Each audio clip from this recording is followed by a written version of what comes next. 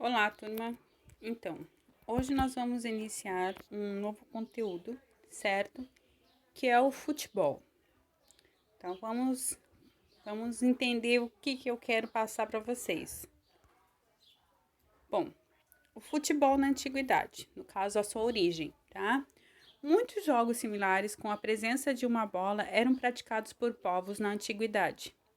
Chineses, gregos, romanos, entre outros.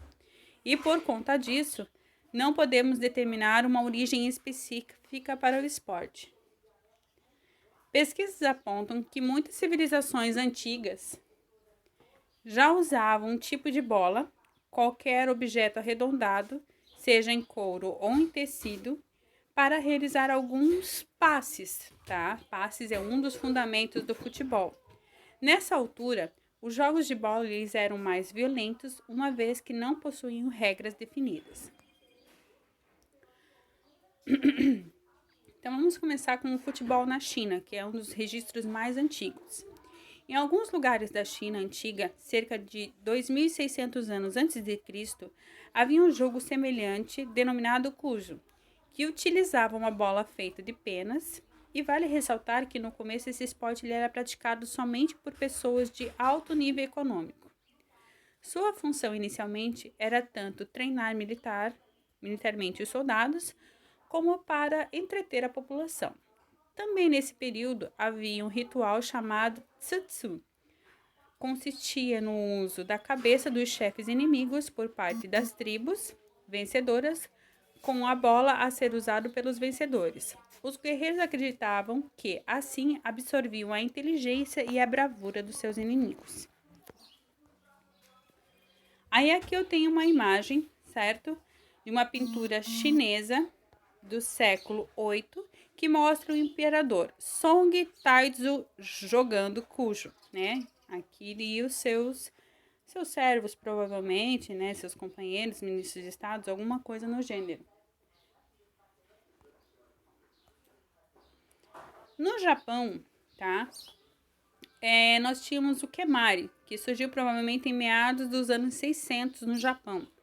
Trata-se de um dos jogos que mais se aproxima ao futebol e até hoje é praticado por alguns japoneses. O futebol na Grécia Antiga, é sabido que herdamos alguns jogos de bola pelos gregos, né? A sociedade grega ela era muito evoluída e nós herdamos muitas coisas deles, inclusive jogos de bola. Embora fosse diferente do que conhecemos o futebol hoje, havia um jogo similar ao futebol que se chamava epskiro, do grego epskiros. Esse jogo era realizado entre duas equipes, porém a quantidade de jogadores era maior, cerca de 15 em cada time. A bola podia ser pega pelas mãos e a ideia era muito similar ao futebol atual. Era passar a bola e lançá-la na linha correspondente. Aí nós temos na Roma Antiga. Precisa se lembrar que o povo grego ele foi dominado pelo povo romano, certo? Então, historiadores acreditam que o jogo de futebol na Roma Antiga ele era muito similar ao obscuros. O que aconteceu? Muito provavelmente, os romanos dominaram os gregos, gostaram do esporte epskiros e trocaram o nome para reformular tudo isso, certo? Para dizer que o esporte era deles. Então, como é que foi? Foi dado o nome de arpastu, em latim arpastum. E da mesma forma, era jogado entre dois times e a ideia era lançar a bola na quadra do adversário. Aí nós temos duas imagens aqui ao lado, certo?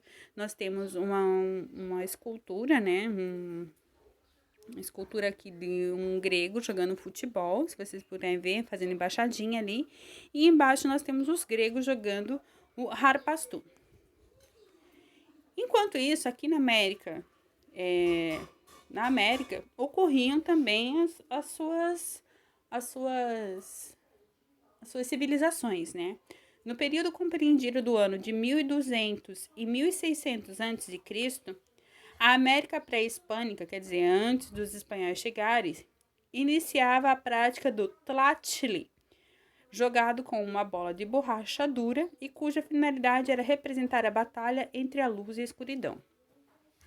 Ao fim da disputa, um dos jogadores era decapitado, seu corpo colocado ao lado do campo e o sangue usado para purificar o espaço. Então, ele era também, além de ser um jogo, ele era um ritual, né, de purificação, alguma coisa no gênero que era muito usado na antiguidade. Aí, na primeira imagem ali, nós temos, né, como se fosse um desenho simbolizando o jogo do Tlachtli, que depois embaixo nós temos como se fosse o campo, certo? E aqui nós temos um campo, como ele realmente porém aqui como se fosse o gol, certo? Continuando, a gente volta para a Europa, tá? Historiadores contam que os ingleses adquiriram o hábito de chutar a bola de couro, como uma forma de comemorar a expulsão dos dinamarqueses de seu país ainda no século IX. A ação ela era realizada anualmente, mas com o tempo a prática passou a popularizar-se e os jogos com bola passaram a ser realizados com maior frequência. Os jogos não tinham regras pré-estabelecidas e era permitido diversos tipos de agressões para avançar ou conter o adversário, o que acabava ferindo muitos praticantes. Como consequência, o rei Eduardo II decidiu proibir os jogos de futebol, temendo a perda de soldados do seu exército, e a prática foi proibida, não cessada.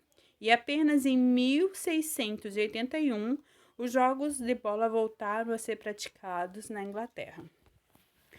No período de 1810 e 1840, registrou o crescimento desse jogo popular pelos alunos das escolas públicas na Inglaterra. Porém, o esporte permaneceu sendo considerado uma atividade violenta e não apropriada aos jovens de classe alta dos colégios de elite inglesa.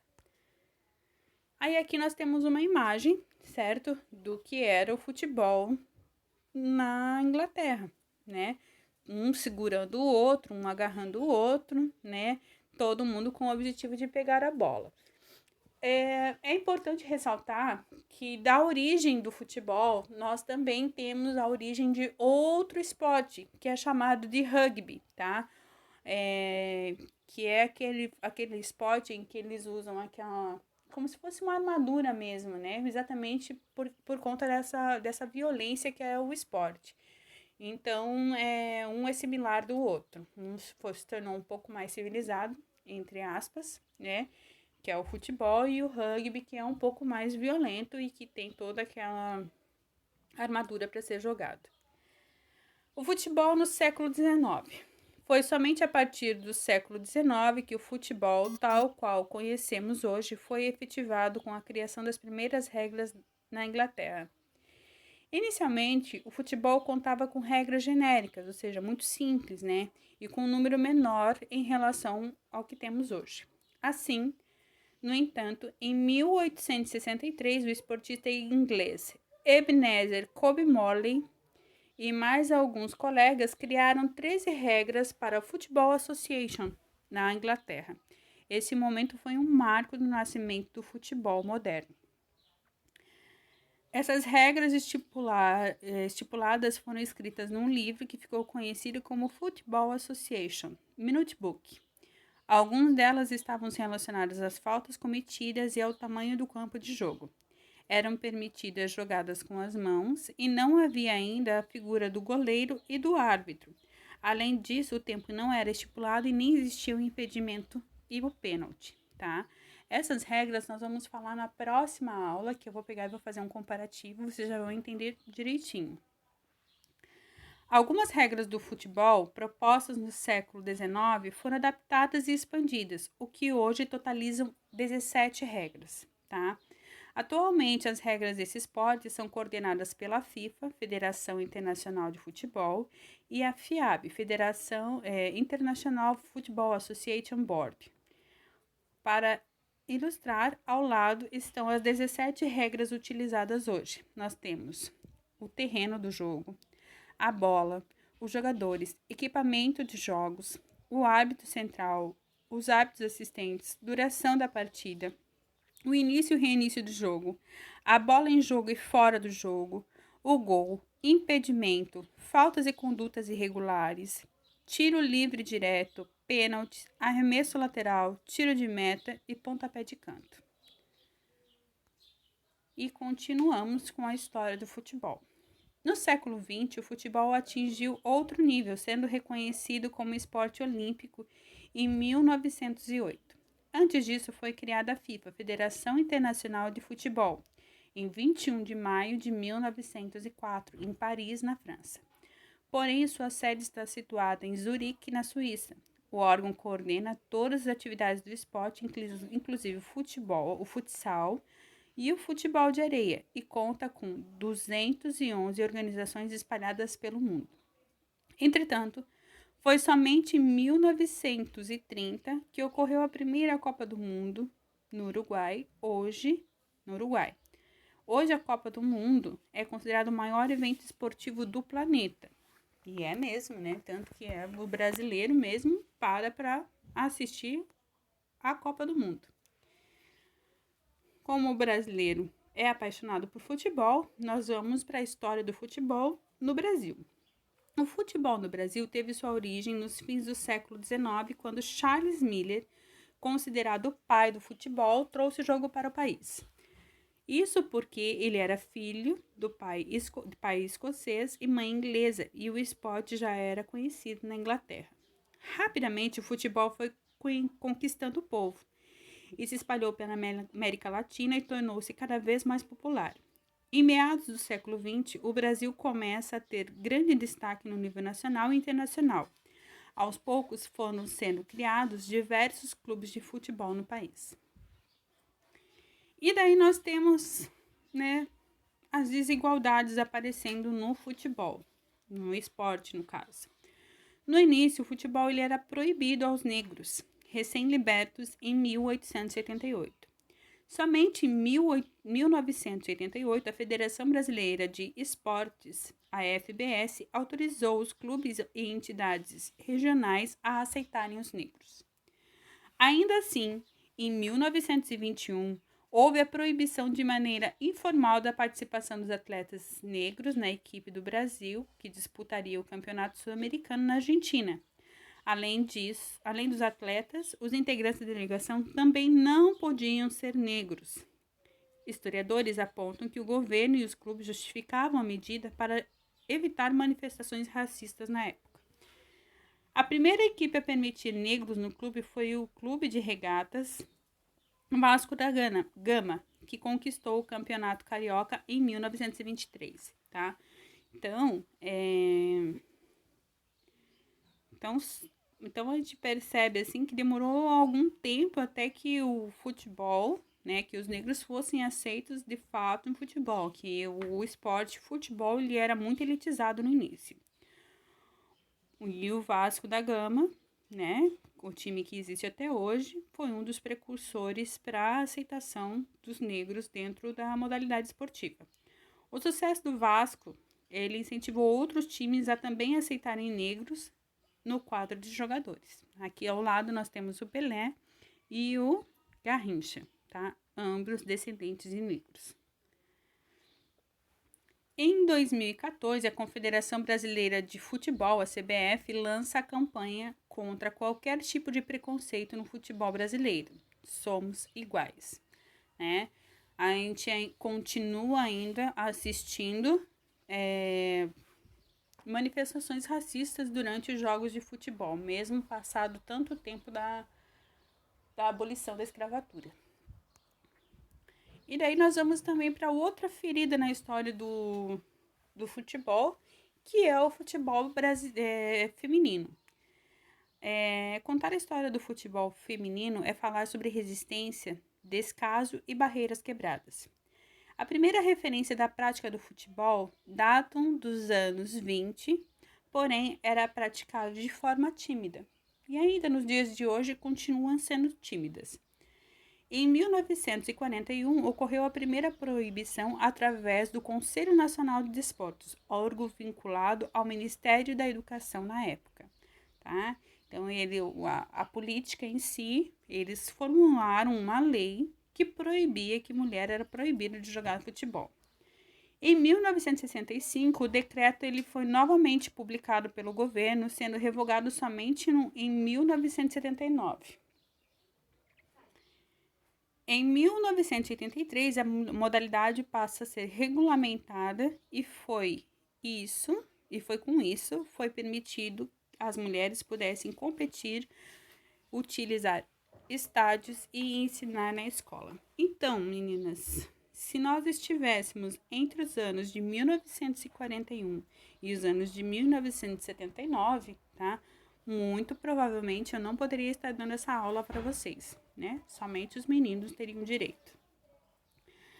E que ela passou a ser regulamentada na escola fazem 37 anos somente, então, assim, é uma coisa muito, muito recente, né? Aí aqui nós temos uma imagem, né? Temos atrás ali impedido pela polícia o futebol feminino, então poderia ser presa, né?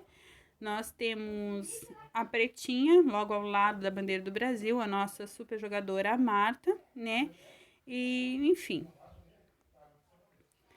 Em 1991, ocorre a primeira Copa do Mundo FIFA de futebol feminino. O Brasil teve menos de um ano de preparação e foi eliminado na primeira fase.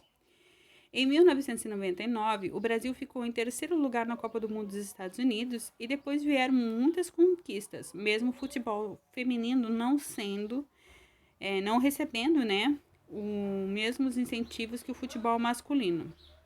Em 2006, Marta ganhou o troféu de melhor jogadora do mundo. E em 2018, Marta já era 6 vezes a melhor do mundo, tá? Feito que nenhum homem conseguiu até o momento.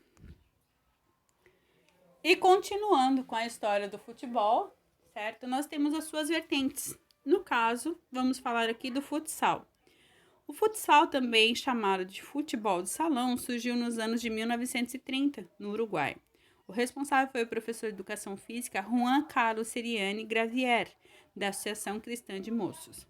No início, era chamado de futebol indoor futebol, perdão. Na tradução literal, futebol no interior.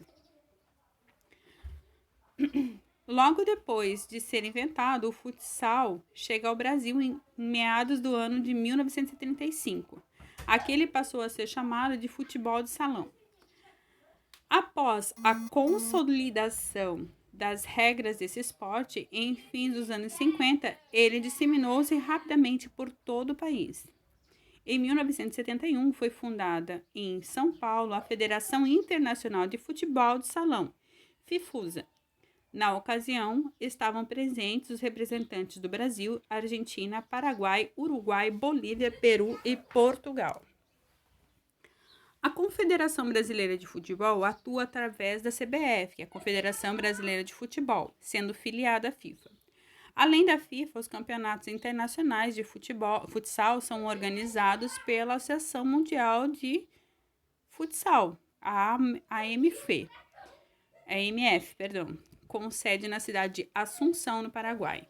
Atualmente existem diversos campeonatos no Brasil e no mundo, e merece destaque a Copa do Mundo de Futsal da FIFA e o Campeonato Mundial de Futebol de Salão da AMF.